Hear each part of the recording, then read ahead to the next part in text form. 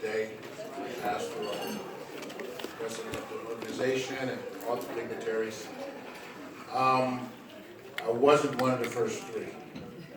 That was Jiggy, Mac, and Johnny.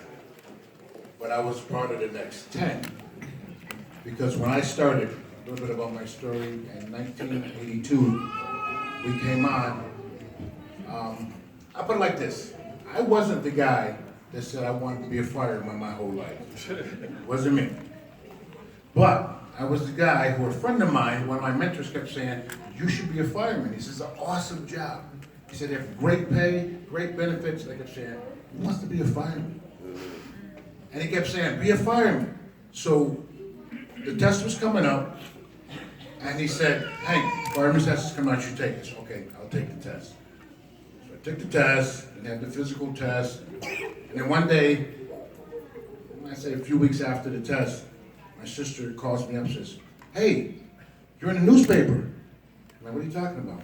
You're in the newspaper. You're getting hired in the fire department. What are you talking about? I haven't received it in the mail yet. But the Republican American had published a list. I think I got it in the mail the next morning. But I had come out #1 on the firefighters list. And then they hired us. And it's a great harmonious job now. And these guys are talking about all the great times now. But it wasn't always like that for us. Hear, hear. I hate to be the downer, but I went through it. I got on the job, myself, Coral Barnes, Ray Arroyo, a few other ones, and we got a lot of flack because there was actually two lists, an A list and a B list. There was a minority list and a white list. And because they listed us on the on the minority list, we were considered not good enough by some of the ones that were on there. Now, years ago, on the fire department, there was two kinds of people. You were Irish or you were Italian, but you wasn't black. Okay? So we got on there, we broke the mold. So now there's black. So in that regard, the Irish and the Italian got together. There was the Irish and Italian, there was one people, and then it was the black. So we went through a lot of things, a lot of gaining respect, letting people know that I wasn't just put here because I got on the list, but I deserve to be here. I can do the job. I'll do a good job. Then soon after, the lieutenant's exam came up. And it was one of the first times where they had a written exam, they had an oral board, and then they had a board where you had to present scenarios to them, and then they had something else after. It was like about 4 steps we had to go through. And I ended up getting promoted on that as well. And I was the first black or minority officer on the job. And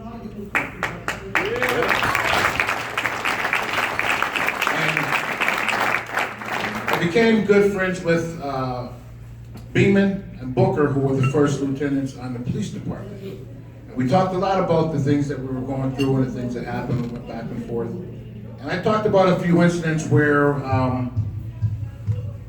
I know some things are unsavory, people don't want to talk about them, but sometimes you got to know.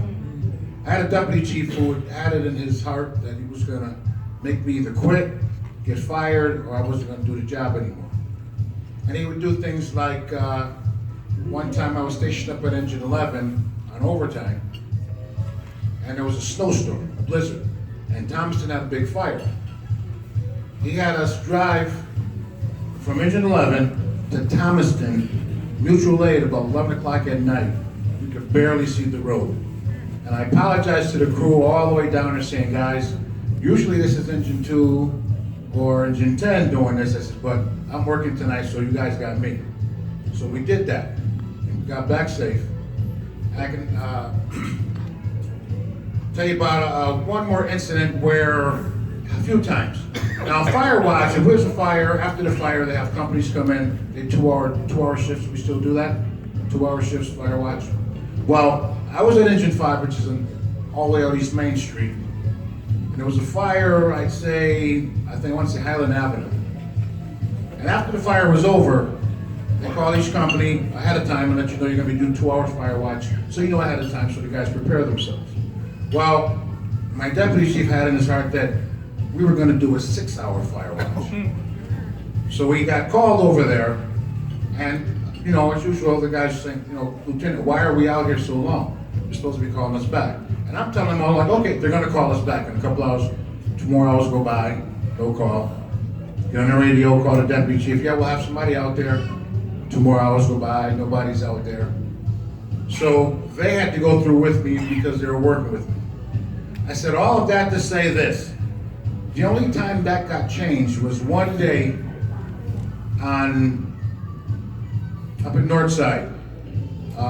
Something happened and the deputy chief came to me and said that I had said something and something behind his back and he was upset about it. I says, no. I says, you know, anytime you and I have a conversation, I always tell you what I think to your face. See, that's how I was brought up. You don't need to talk about somebody behind their back. If you're gonna say something to them, because that's what a man does. Out of respect, you do that. So I told him, no, it wasn't me. But then I proceeded, and Hank tends to speak his mind. I like to be tactful, but I try to tell you what's on my mind so you'll know. So I told him, I said, you know something? By the way, I know what you've been doing all this time. I said, you can keep doing it. I said, because it doesn't matter. I said, because you were not smart enough to make me do something I'm not supposed to. Because the first thing I learned was you cover your behind and do what you gotta do. As long as you do that, you're gonna be all right. He was like, oh, no, no, no, no, no.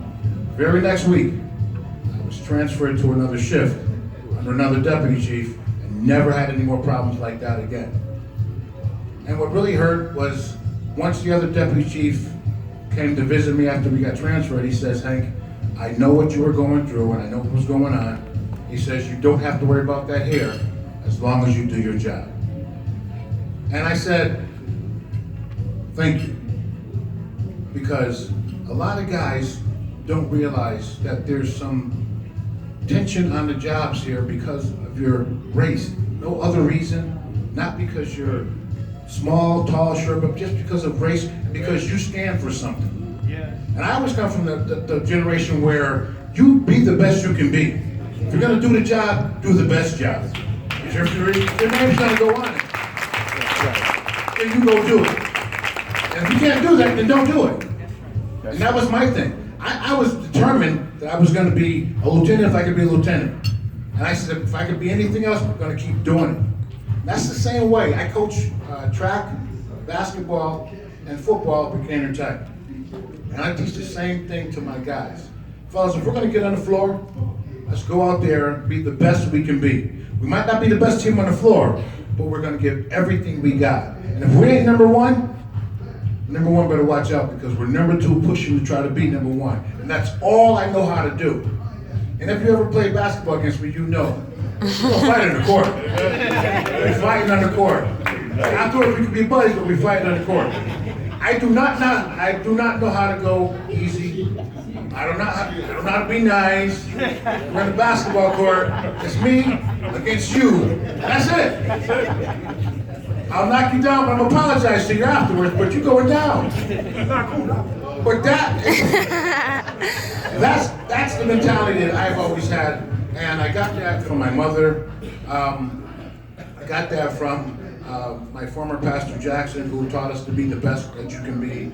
A good friend of mine years ago, Robert Kawada, taught me, just gave me my first coaching job, told me everybody's got to play. If you got young people that learn how to play, everybody plays. So these are things that I learned, and it made me who I am today. And all I want to say is, all those years I was going through stuff, I didn't have anybody asking me, can I give you help? I had nobody saying, you realize, you're a young black man trying to do something, so we're here for you. There was nobody. There was no organization. Nobody took the time to do that. And I'm saying that to say this. There's a young generation now who are trying to make some noise. They're trying to do something. They're trying to be somebody. And we can't let that happen to them. We got to call them to the carpet and say, listen, we are here for you. Whatever you need, you got it. Whatever I can do for you, I'll do for you. Because we want them to be the best. We always say that our youth are our future. No, our youth are our today. Because if they destroy themselves now, there is no future. Mm-hmm. We got to understand one thing. God gave us one opportunity to be on this earth to be the best we can be. And we have to change the mindsets. You hear me? Because if we change how they think, we can change their actions. Amen. And I'm going to leave you with this. It's a scripture, Proverbs 7:23. I teach my basketball team this.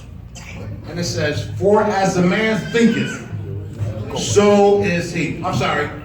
For as a man thinketh in his heart, so is he. And that's what I say. If you can change their minds, put it in their hearts, they can be the chief of police. They can be the chief of the fire department. They can be a lieutenant. They can be a sergeant. They can be anything they want.